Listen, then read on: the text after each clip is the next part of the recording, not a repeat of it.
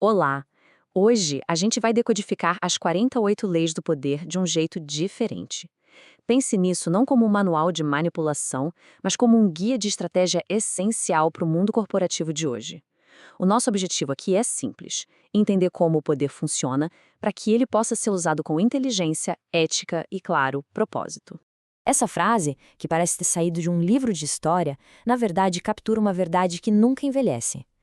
Sabe, toda aquela política, as alianças, as rivalidades que a gente imagina nas cortes reais, elas não sumiram, elas só mudaram de endereço.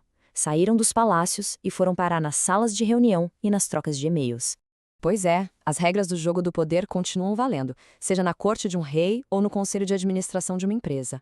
A grande diferença é que, hoje, a mão de ferro costuma vir bem disfarçada, coberta por uma luva de veludo.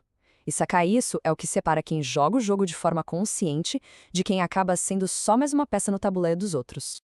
Então, o ponto crucial é este. A gente não está aqui para julgar se essas leis são certas ou erradas. A ideia é encará-las como um diagnóstico, um raio-x da natureza humana dentro das corporações.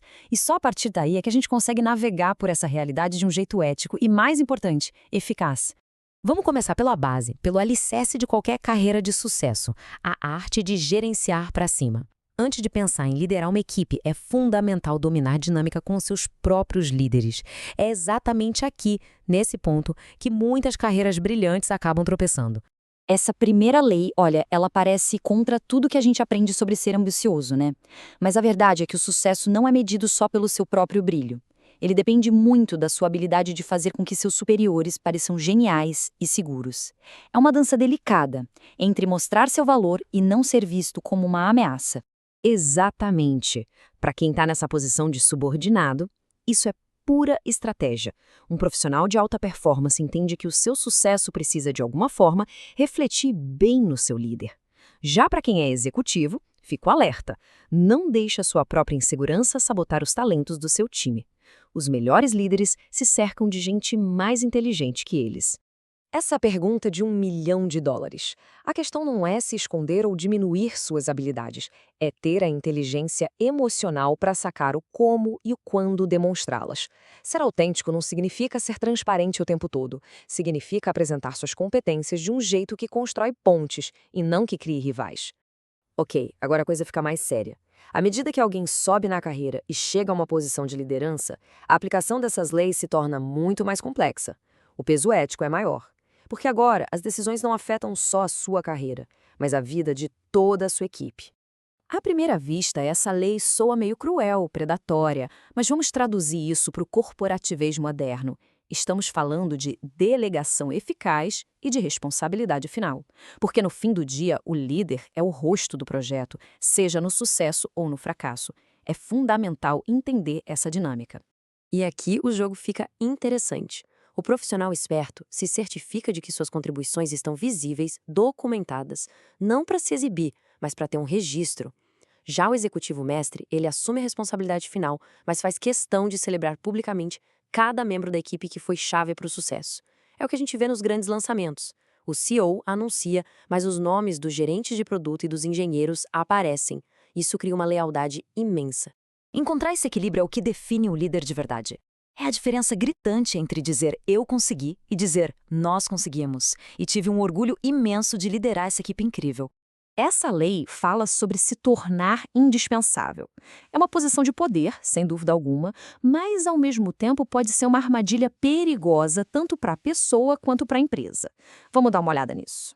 Exato. Para um colaborador, ser a pessoa para resolver um problema específico é uma forma de poder e segurança. Mas para o líder, a história é outra. Se a equipe não consegue andar sem ele, isso não é poder. Isso é um ponto de falha, um gargalo. Um grande líder forma outros líderes, não um bando de seguidores dependentes.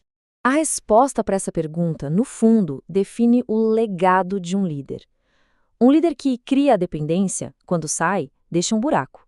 Já o líder que capacita as pessoas, quando sai, deixa um legado de crescimento que continua.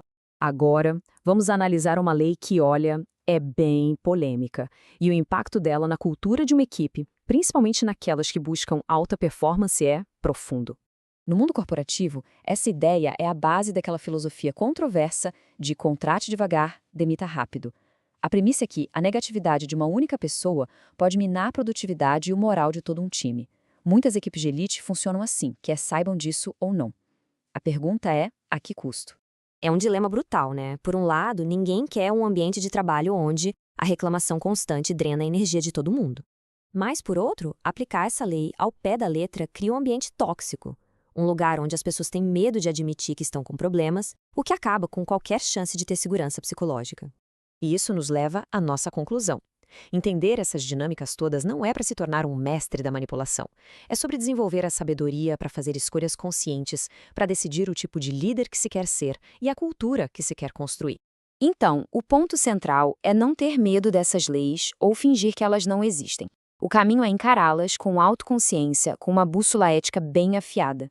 Elas podem ser usadas para proteger seu time, para impulsionar um trabalho incrível, para construir uma carreira sólida, ou para o exato oposto. A escolha é de quem as usa. Eu devolveria a pergunta: é possível construir um arranha-céu ignorando a lei da gravidade? Talvez o segredo não seja dominar, no sentido de explorar os outros, mas sim entender as regras tão bem a ponto de poder escolher quando e como aplicá-las para construir algo positivo, algo que dure. Essa é a reflexão final para quem está trilhando o caminho da liderança.